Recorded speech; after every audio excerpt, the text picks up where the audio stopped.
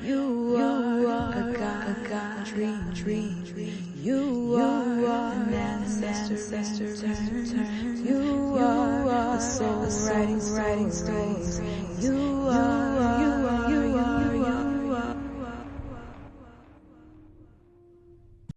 Tokozani, Sunny Bonani, I see, I witness, I notice, I recognize, and honor the cosmic beings within and the elders that walk with you. I am Gogo Thule, Sangoma Medicine Woman, Wisdom Keeper, Diviner, and Time Traveler. I am devoted to the ancient future ways of the medicines and elements of nature. Welcome to Season 2 of Ancestral Dreams, Omens, and Prophecies, a sacred space to dream wide awake in the consciousness of our ancestors. Baraka, Siyabonga, thank you for joining the journey.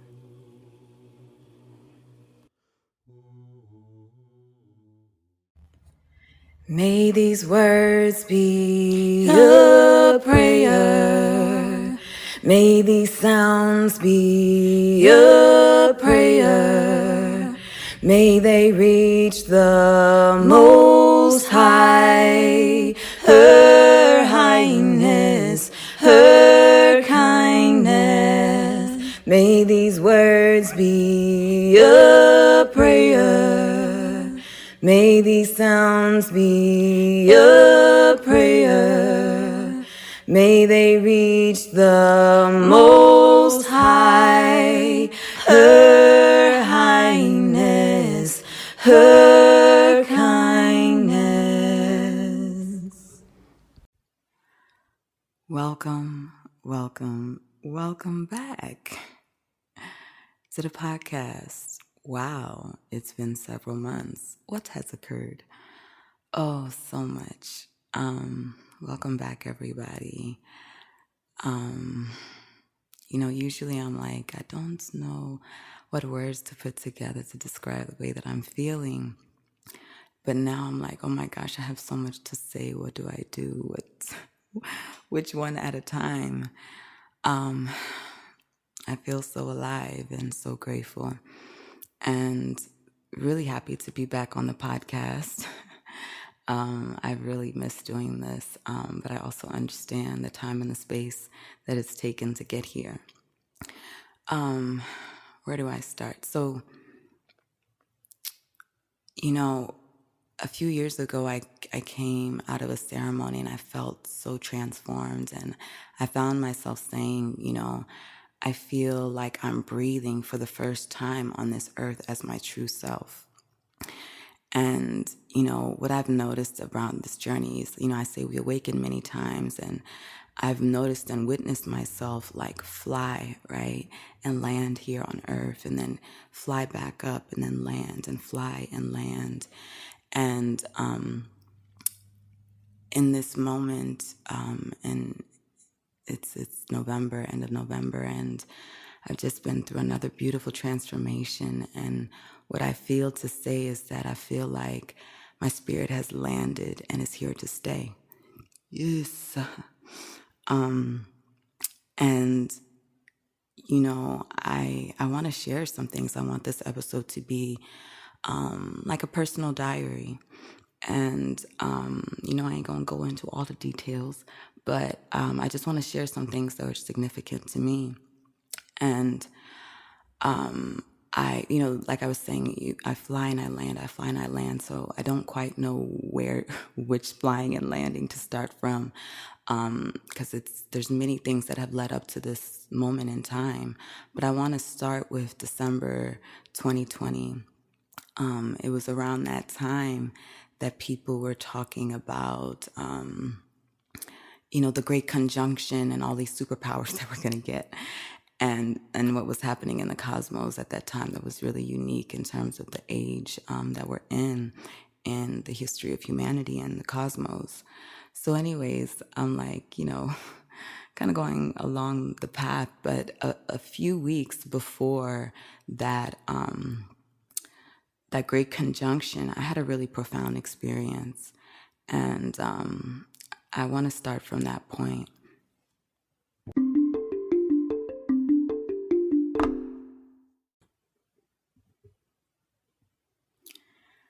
So I was sitting in the kitchen table with my spiritual sister, and we were talking about romantic relationships. This was just like a really chill, laid back moment, right? Just chatting with a friend. And for some reason, her sharing what just prompted me to think about how I've been dating with the person that I had been dating at the time. And a question came to my mind around whether or not I should focus on dating someone who is this way. But I quickly realized that that wasn't really the issue. It was that I've been noticing that this person had something in them that I've been noticing. And that was really deeply spiritual. And my inner debating was just a clear sign this whole time of who that person is. This, for some reason, hit me hard as like a light bulb, right? An aha moment. And something in my brain chemistry changed. And I started to feel all these thoughts around how I hold back in my communication. I started to witness myself a few weeks back at this event. And I was sitting and not really talking to anyone. And I witnessed how my lack of communication and connection doesn't serve me. And I felt as if I was the universe looking at myself in observation with no judgment. I thought how beautiful it was to see this moment in my life so that I could know why I should communicate more. I realized how there was no need for judgment because being able to see oneself is such a gift and that there's no need for regret. And instinctively, I knew I had to use my throat chakra. And in that moment, as I started to cry and cry and cry, I repeated out loud, "The universe is so kind," over and over again, more depth as my heart opened and expanded. I realized that as I learn how to communicate who I am, I can become a channel. Yes. Eventually, I started to feel like the natural DMT, as they say, or the medicine of unconditional love, as I call it, in my mind activate. I felt in this deepest trance I've ever been in without anything, no plant medicines, no ritual, no prayer. I was gone. I eventually fell down to my knees on the floor as I felt the ancestors surrounding me. I felt this deep telepathic state, and eventually I felt myself in like this God mind amongst the stars. Remembered myself as like this native or indigenous star woman. I witnessed what seemed like an ancestor, though it had no form, teaching me to hunt amongst the stars and nature. And eventually I was just floating up in space in nothingness. And it kind of felt like what I think now it was like maybe waiting for me to create or decide or what to do, as opposed to being just taken somewhere for a ride. And I wasn't sure what to do. When I asked the question, all there was silence. So I kept feeling into the energy and eventually thought to get up or let go. So I did what we do in our tradition to release this trance state. But then it felt like I felt the ancestors even stronger. And it felt like getting up or letting go of this vibration, which felt like love, didn't even make sense. I eventually got up, but I felt like letting go of this experience felt like dying, or like letting go of this almost, it felt like a psychedelic state. It felt like resistance or rejection. But eventually I breathed and grounded myself. That one really hit hard in my being. Like I've never been the same since that day. But I also was just like, what in the world? Like, what are the ancestors trying to say with this experience? And, but all I knew was that it was such a gift to me. And the next couple of months, I just felt more connected, more in love with life and more present in my life. And I was preparing to go to South Africa. It's funny because the ticket had been booked for a while, but I wasn't sure if I was actually going until like a few weeks before. You know, I knew that I had to take this trip because there was rituals and ceremonies that I needed to partake in. But with, the state of the world and travel and COVID and everything, I wasn't sure until a few weeks before that I was actually getting on the plane. And what called me to South Africa, and what has always called me to South Africa, is this ancestral path, this healing path, this call to initiation, this call to mastering, well, not mastering, but just exploring the cosmos. There were some spiritual awakening symptoms that I had experiencing for years, and I was just waiting for this trip, saving for this trip. And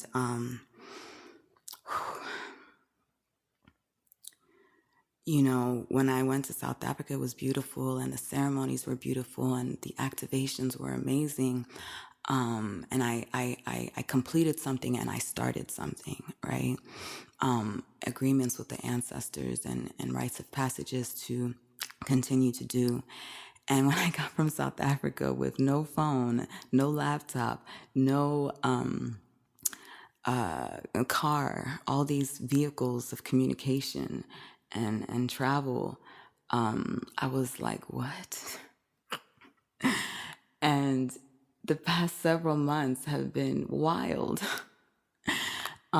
Especially because for this year is the first year that I've taken on the role of Gobella, someone who initiates people to pick up their calling and their healing gifts.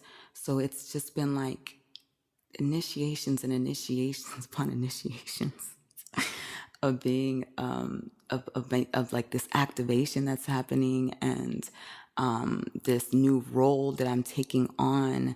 And everything like just shifted really quickly. And so the past several months since I've been back to South Africa, I just feel like I'm in initiation. And for the most part, all I can do is serve, because I've been working with several people for long-term programs of healing and rites of passage. And it's been all that I've had the time to do. And for the most part, and it's just been an initiation, even in the midst of just being busy in a sense. But this past weekend, I was in ceremony and for 3 nights straight. And it's kind of what has opened up the gateways for me to land in what I started in South Africa, for me to land in this experience in December, last December, and this flight that my spirit has been on.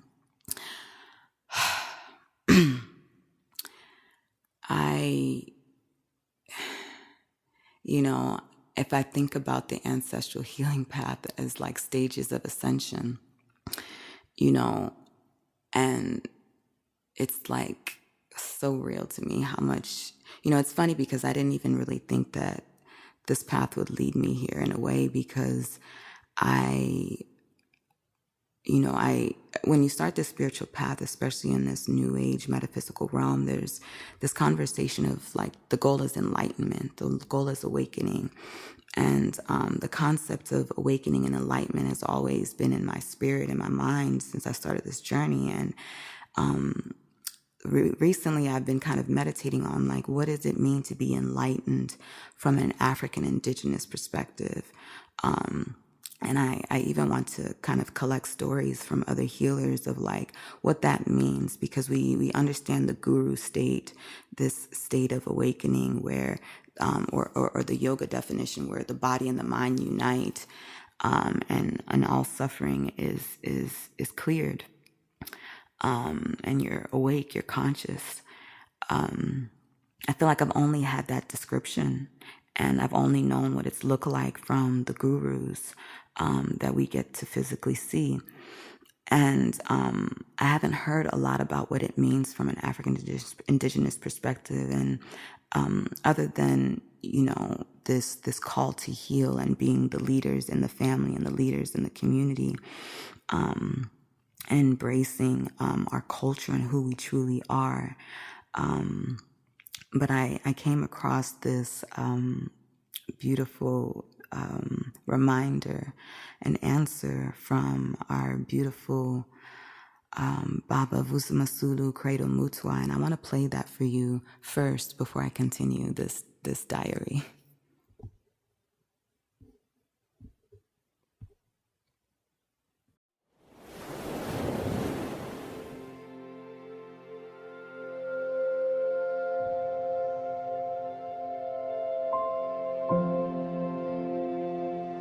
Awaken the mother mind within every one of you human beings.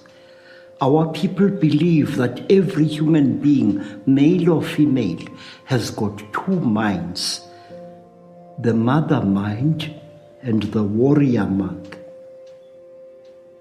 The warrior mind looks at things logically. The warrior mind says 2 + 2 is 4. But the mother mind says nothing of that kind. The mother mind does not think in a line way as warriors do. The mother mind thinks sideways, and upwards and downwards. We must awaken the mother mind within us. We must feel what is going on in the world.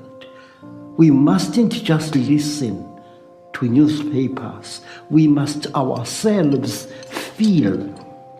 It is said by the Zulu people that women think with their pelvic area where children grow and are born. We must think that way. I must no longer look at a tree, but I must see a living entity like me in that thing. I must no longer look at a stone, but I must see the future lying dormant in that stone. What minerals are there? We must think like grandmothers.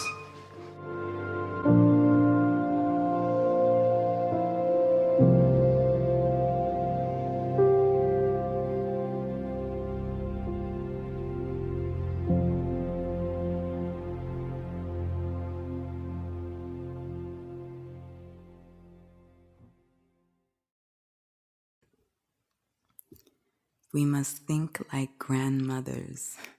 Yes. So, I just looked up that excerpt from Baba Kreda Mutwa just a few days ago, and when I saw that, I was like, this has to be what I experienced, and where I feel I've landed in a sense. And I kind of want to continue the storytelling from a place of what I've received, what I've remembered, the key lessons that I see. So when it comes to just the state of mind that I sense that I've entered into, in these beautiful transformations, in these initiations, in the ceremony, I feel I want to define this mother mind state in a way. For me, if I think about enlightenment as I've in the waves in which I've experienced it from an indigenous perspective through this path that the ancestors have given me to walk, I would say that enlightenment is the mountain.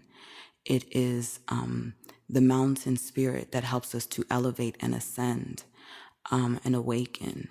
I would say that, and one of the reasons why I say that is because just a few months ago, I was just sitting chilling and I just started thinking and praying and crying, and I was thinking and praying and crying of gratitude and thanks for the mountain that I live on. I realized that ever since I've been living on this mountain, one thing that I've been saying is that I can feel like I'm growing so fast. I feel like I'm the things that I'm realizing I thought would take 10 years for me to realize, and I'm just so grateful. And the spirit of the mountain has been the anchor for this. It was like just this knowing about it. I see enlightenment as, when you connect with God so deeply that you know your source. And I find that enlightenment from an indigenous perspective, or the mother mind, is knowing yourself, your source, as yourself, the mother, who is here to nurture the world. And I say that because this 3-day ceremony that I was a part of, nearly everything that I experienced it as a mother. I felt everything as a mother. And when I think about how in the yoga philosophy, they talk about how the enlightenment is about the unification of the mind and the body, the yin and the yang, the masculine and the feminine, right? I realize now that I once thought that would mean that, the masculine and the feminine, or the yin and yang, the body and the mind just become this one entity.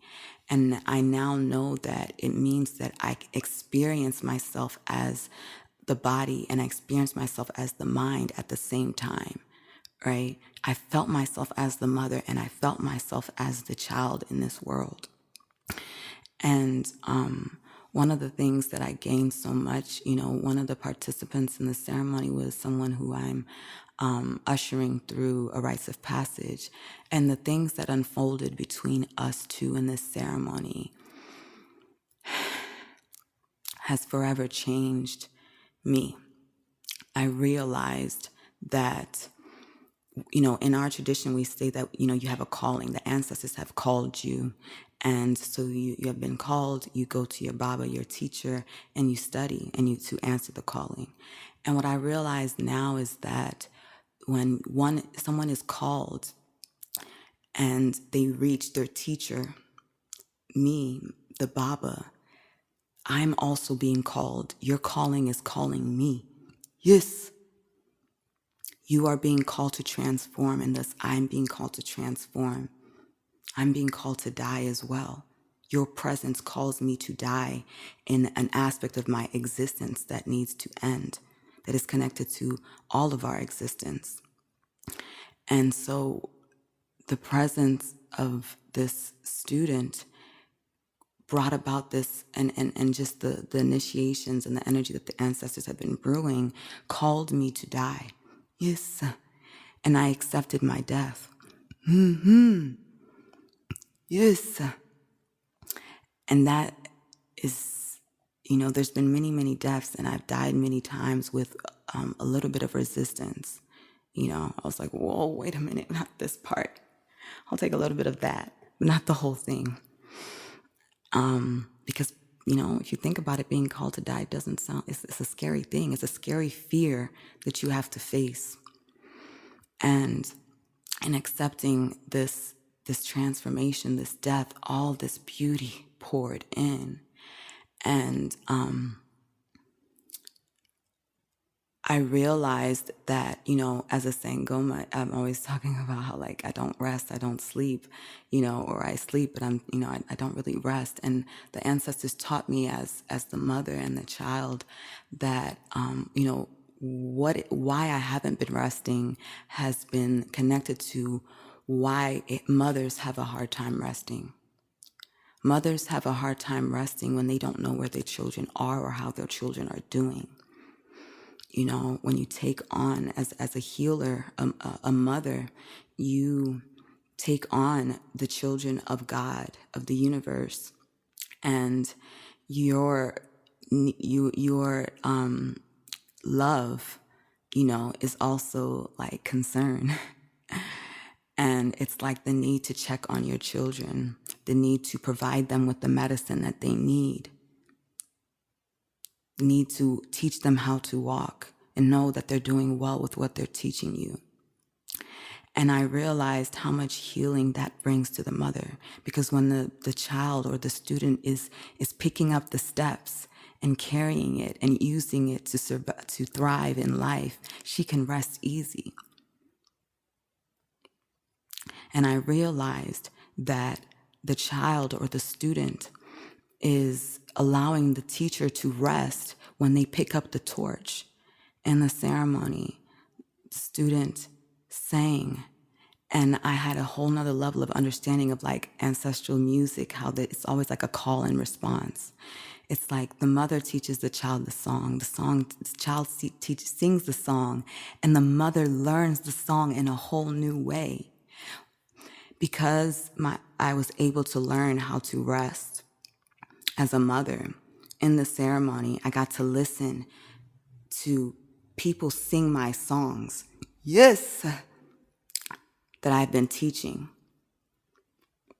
And as they were singing the songs, all these realizations and all this beauty, like first the pride of the mother, because the children are singing, the children are taking care of the home, and she doesn't have to do anything, you know? And then they're singing the songs, and I'm having these realizations about what the song really means because of what the student and the child is teaching me about the song that I taught them.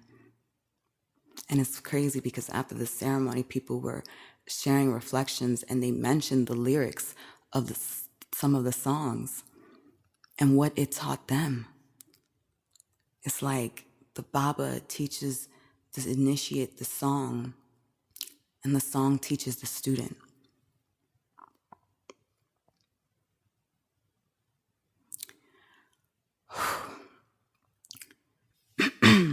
So,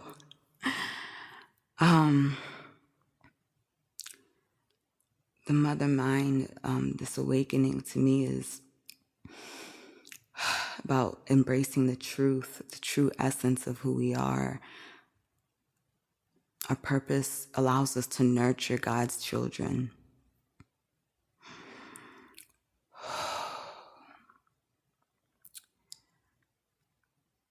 The last kind of teaching I'll just share for now is that I feel, I guess it's two things, but I would say that awakening from an ancestral perspective is about kingship.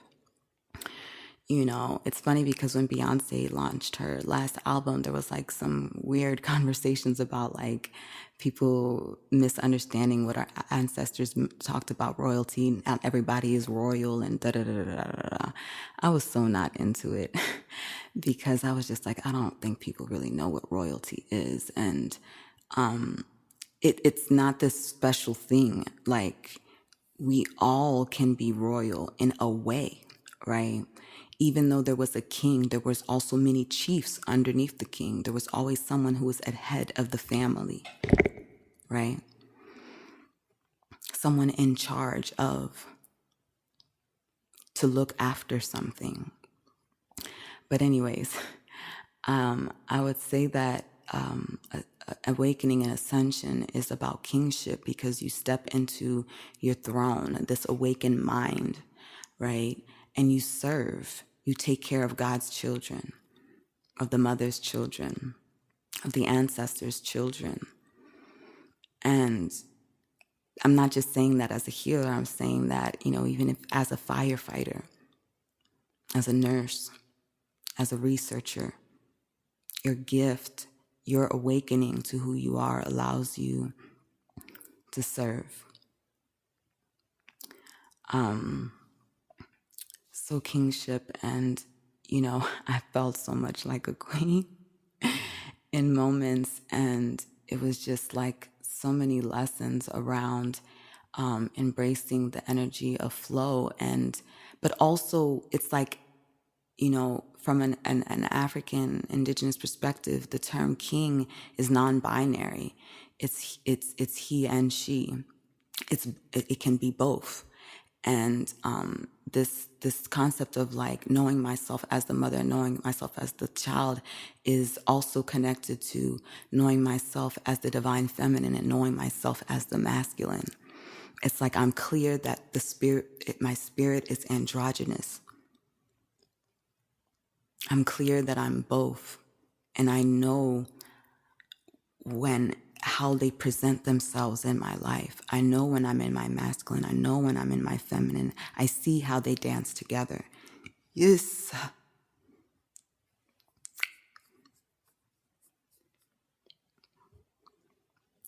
And to me, the whole just experience has been really about embracing our gifts, embracing who we are, embracing the duality as oneness. And the mother takes care of all her children. You know, one thing I'm not really feeling in some spiritual circles is this concept that like there's a new earth and not everybody's coming. What divine mother would give up on her child? We're all going. She's taking care of all of us. It's about us together. And to me, I understand how this type of awakening allows for the earth to be healed, because all children, all nations, all cultures will be fed. So I would be honored if from this point forward, I would be called Makhosi Himi. That is one of my many spiritual names that is just at the head of my heart. And oh man, I even had this realization where I feel like I understand, this religious context of like the kingdom of heaven is within you. I feel like with this mother mind concept, it's like the kingdom of heaven is within you, and it's your heart. It is your heart that you're awakening to. Your royalty, the crown is in your heart. Yes, that is what you are seeking. Yeah, yo. And, when it comes to this flying and landing that I was talking about, it's like when you fly and you land, you start to breathe in your heart. Your heart opens. And, when we walk into the world after these major spiritual transformations, different experiences are going to present themselves. And you're going to have these moments where, you're walking around with your expansive heart and something's going to happen and you have a choice.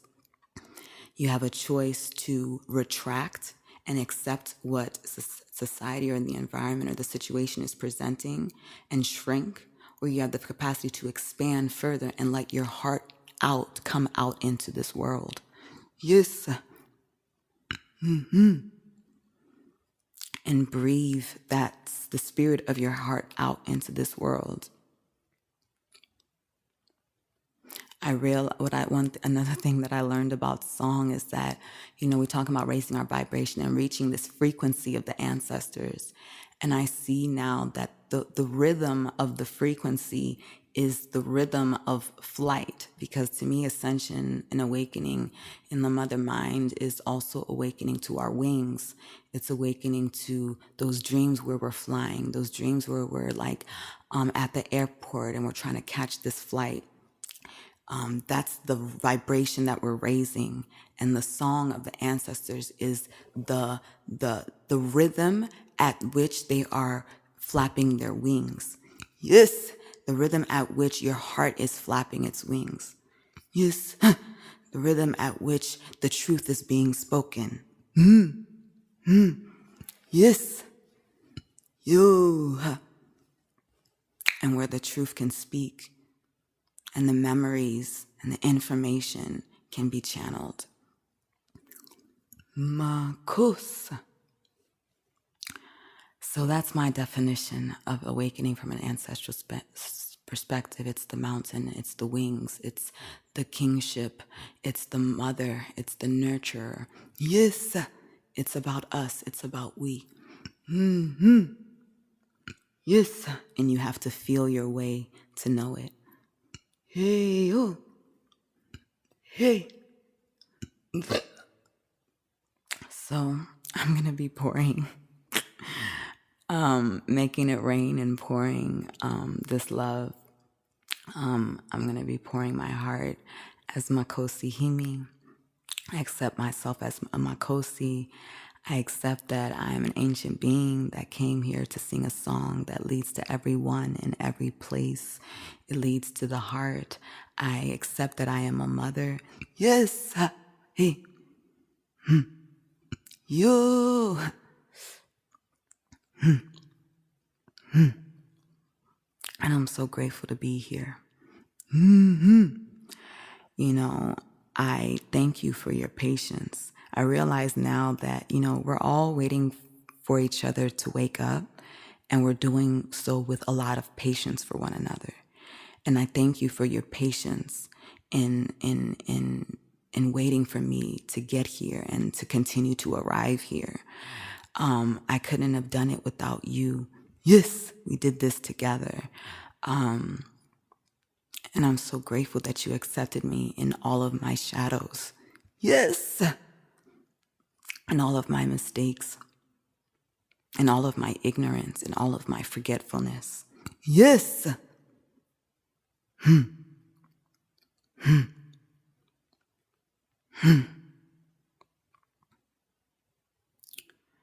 Thank you.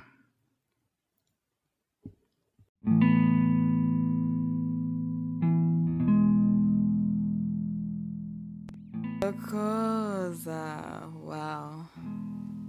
There's so many more things that I could say, but I'm gonna chill. Take it one step at a time. So I'm gonna ease my way back into this podcasting thing. Continue to ride the waves of initiation, transformation, and change that are flowing at this time. One of the things that I'm open to is receiving dreams. I would like to receive dreams on any topic, but there's two topics that I would really love to focus on in the next couple of episodes. One is it's the dreams of awakening, these dreams where there's transformation and death, or these dreams where you're flying or you're catching a flight, these dreams where there is just major shifts and the symbolism of awakening, so that we can explore the many dimensions of that experience for us all. Another kind of completely different topic that I would like to explore is romantic relationships and dreams. The ex in your dreams, the boyfriend, the husband, the partner, the whomever in your dreams. A beautiful topic that I've been avoiding for quite some time, but I'm ready to delve into. So any relationship dreams that you would like to explore with me are welcome to be received via WhatsApp. Written or voice recordings would be awesome to plug into the podcast. My schedule for the rest of the year is going to be closing pretty soon, and there will only be dates for 2022 available. Just a quick request to please just refer to my website for most general inquiries and questions. My sessions, my availabilities are all there. And I want to close on two notes. One, a word of encouragement, and two, an excerpt from a real conversation. So, one, I've been rocking with this metaphor for a while about how healing is like giving birth. And what we find is that we are the mother that is pushing through a whole lot of pain and discomfort in order to birth a new reality, in order to birth a gift. And she has to breathe through it, right?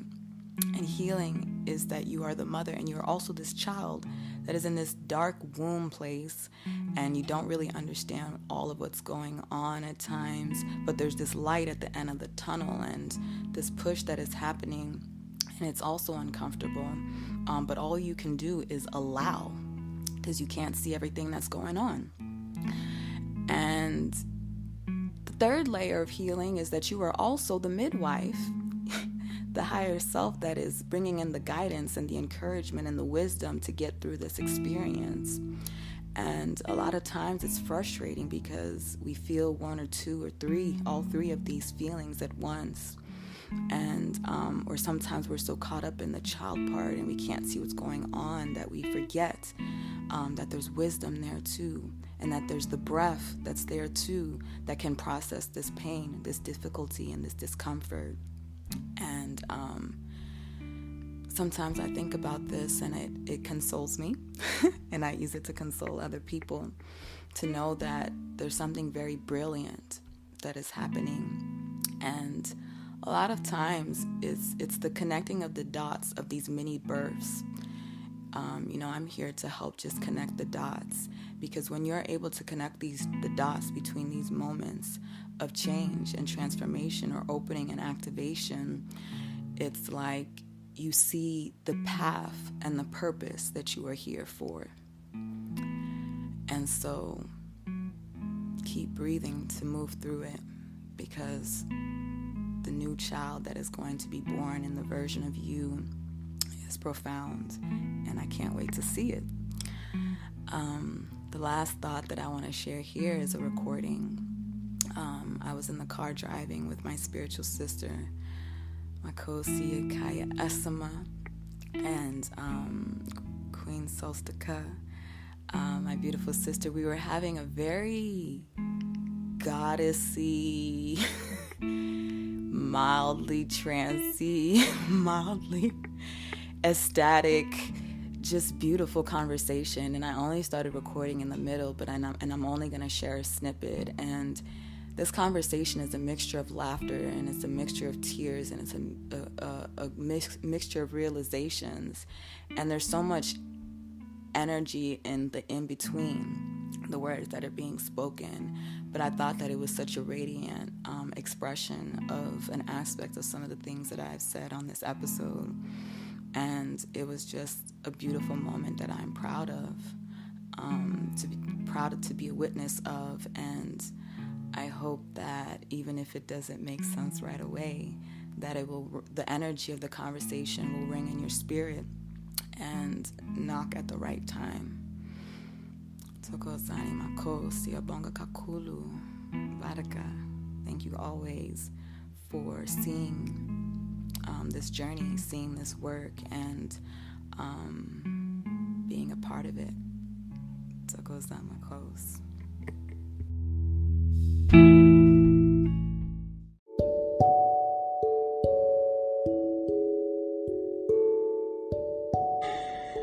Queen! Wow.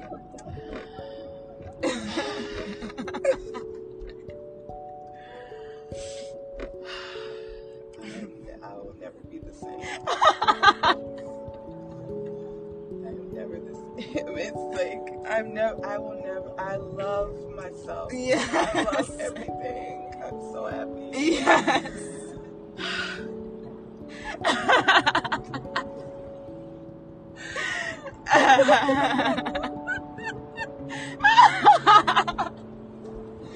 Woo!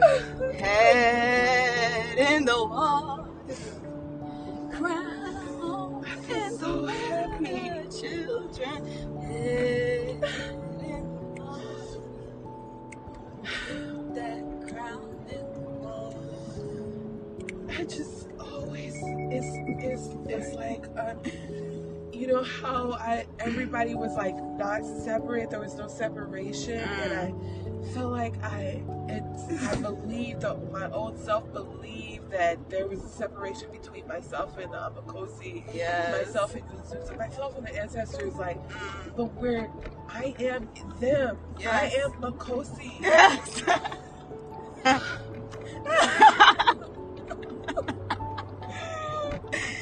Yes.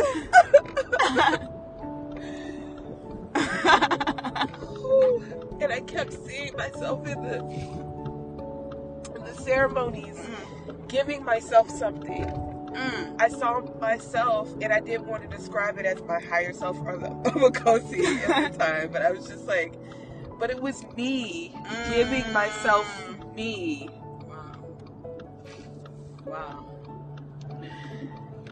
it was me remembering me. Yes. And the fact that we get to help people do this, yes, it's worth it. yes, yes, it's worth it. It's worth it. Terminal 2. Terminal 2, okay. Okay. Oh my goodness. It says sleep like a king, we're gonna rest like kings. Yes. Yes, yes, yes. Welcome. Makhosi. The best is yet to come. The book is premiering. I'm sorry, everything is